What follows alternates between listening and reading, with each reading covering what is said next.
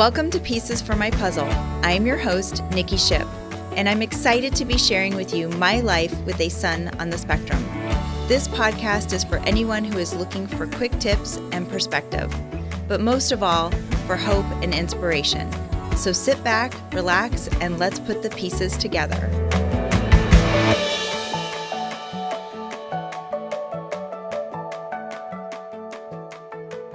Hello, and welcome back to another episode of Pieces for My Puzzle. My name is Nikki, and I am your puzzle master for today. Thank you so much for joining us. Last week, we talked about IEP terminology and how to just gain an understanding of terms when walking into an IEP. This week, what I decided we thought we'd talk about is a little bit of water safety for the whole family. And the reason why I decided to pick this topic, not only because it's summertime and the heat's kicking up here in Arizona, but we also are in the process of moving to a house that has a pool. And we wanted to create some rules and structure for Drayson for an easy transition and to make sure that he's practicing good water safety.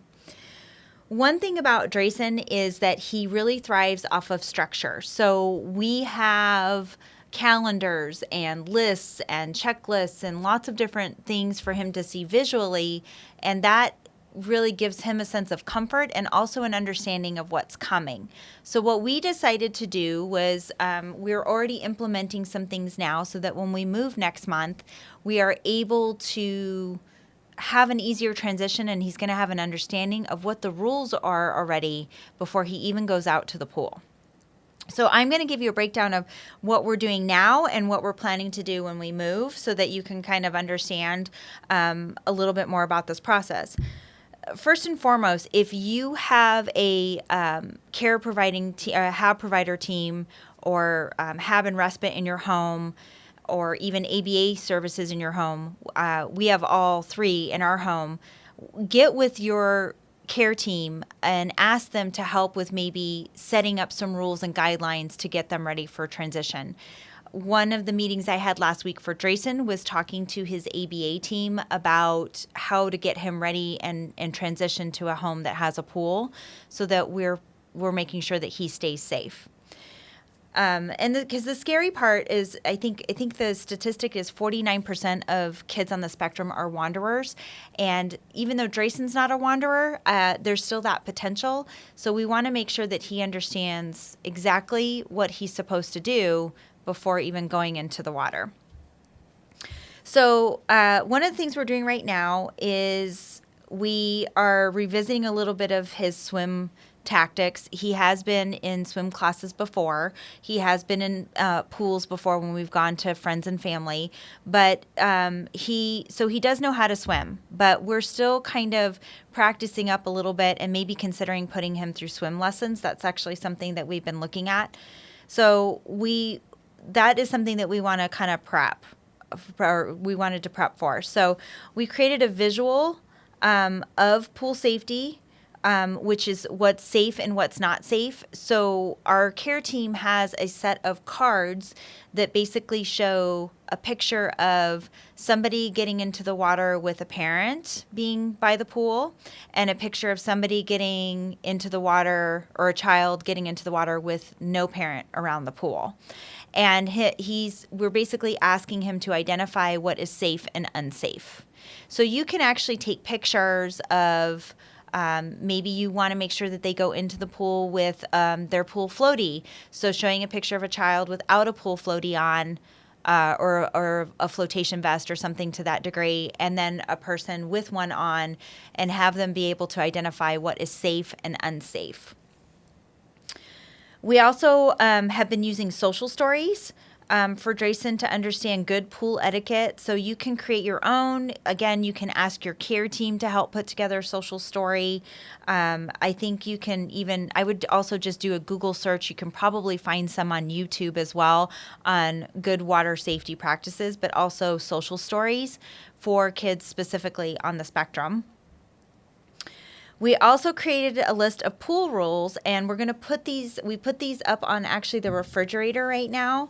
But then when we move, we're going to put it on the door that leads out towards the pool, so that that way they'll be right in front and see him. And I know for those of you watching, you really can't see it, but I created this really cute little flyer that just says pool rules. And this was something that we came up with, and I just created this on a simple application like Canva. And some of the things we listed was always ask an adult before going outside. Do not go out by yourself. So that's the first rule. That's rule number 1. The second one we put down was change into your swimsuit.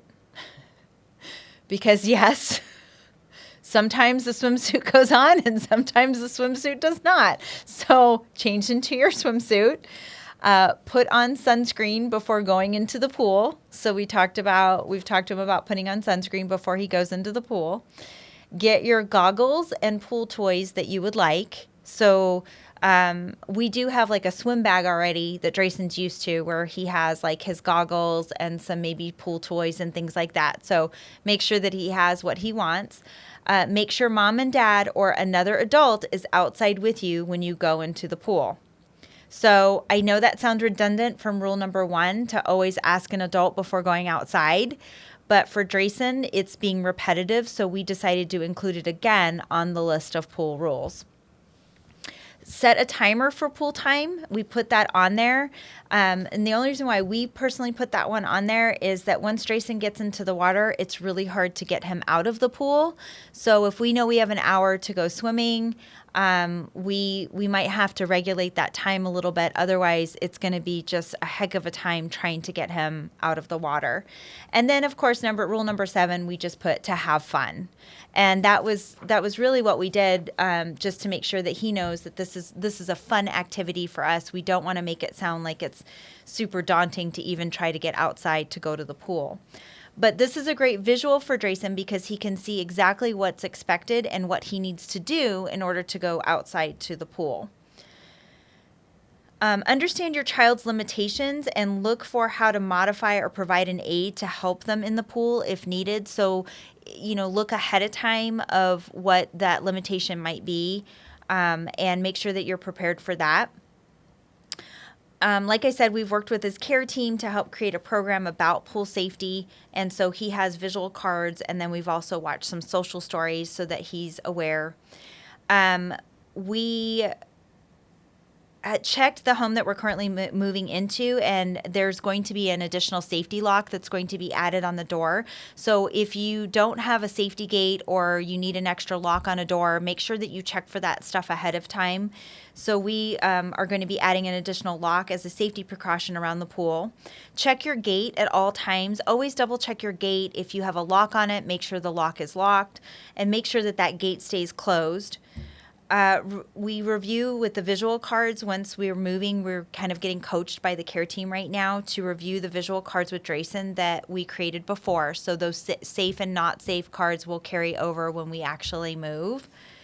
And we also purchased a pool safety sign that we're going to post around the pool. And again, you probably can't see this, but if you even look on Amazon, you can find one.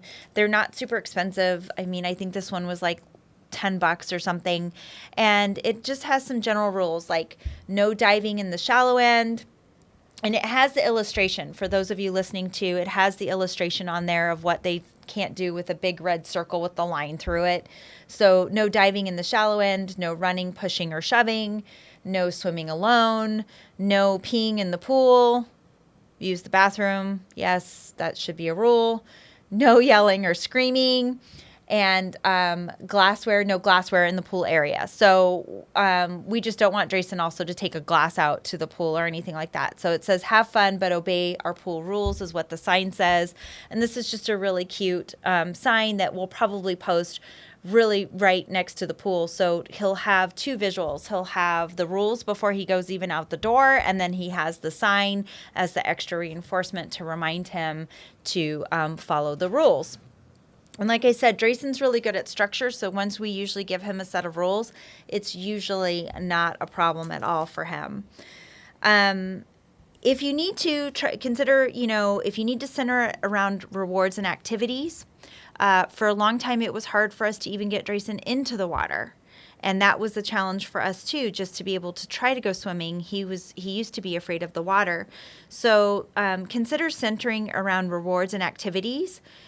Use a sticker chart if you need to maybe earn pool time if that is an incentive for them, or vice versa, whatever their incentive is or whatever's motivating them, use that to help them do activities in the pool. So if we put our feet in the water today, then we can go do X, whatever that is that they want to do.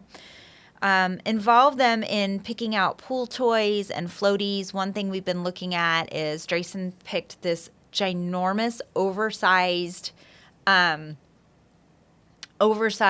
dinosaur floaty raft thing. I don't even know really what it is. And so I've been trying to show him some other options, but try to involve them in picking out pool toys, or what color, maybe if they wear a flotation vest or arm floaties, like what color they want them to be. Involve them in those things because they'll feel like they're participating more in getting ready to do that activity. In the show notes, I'll be posting some links too on water safety, and there's also an example of a social story that you can use to create your own as a guideline. I did find a resource that we use to create kind of a social story in our house, but it's a good template or guideline that you can use to create your own social story with your child. At the end of every episode, we want to do a story highlight. So if you have a funny story to tell about your kiddo, please email the show in at info@piecesformypuzzle.com. If we read your story, we'll definitely let you know when the story is going to air, but we'll also send you a gift just for sharing your memories with us and allowing us to share them on our platform. Today I'm going to tell a really funny story about Drayson, and it actually is in relation to being around a pool. And like I said, the house that we lived in prior did not have a pool. So on this particular visit, we were at our friend's house, and we were hanging out in the backyard, and Drayson was there with us.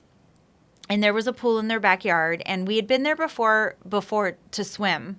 And so he knows not to go super close to the pool. And, if he puts his feet in the water, he can stay right there in the shallow end because we're right there watching. So he was just kind of running around.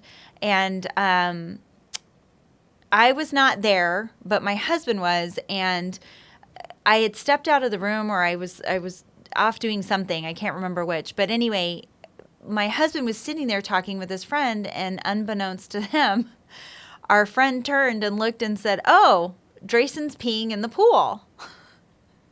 And my husband casually turns over and goes, "Oh, yeah, he is." And we realized that then we had to teach him how it was not appropriate to be peeing in the pool, let alone somebody else's pool. But my husband said that it was pretty funny because it was just a visual of Drayson standing there, pants down, peeing in the pool, in our friend's pool. So made sure we added an extra chlorine tab into the pool that night just for safety. But that's definitely what sparked us to talk a little bit more about the pool rules with him, and to make sure that peeing in the pool was not allowed anymore. So again, if you have a funny story to tell, please email the show in at info@piecesformypuzzle.com. This concludes our episode for today. If you like what you're hearing, please like and follow us on Facebook and Instagram. Subscribe to our YouTube channel if you haven't already as well. And if you really like what you're hearing, please send the word out to friends and family and other people that you feel that this might be helpful for in the autism community. We want to try to help as many people as we can, giving them resources, tools, and also empowerment to move forward and find the right resources and services for their child.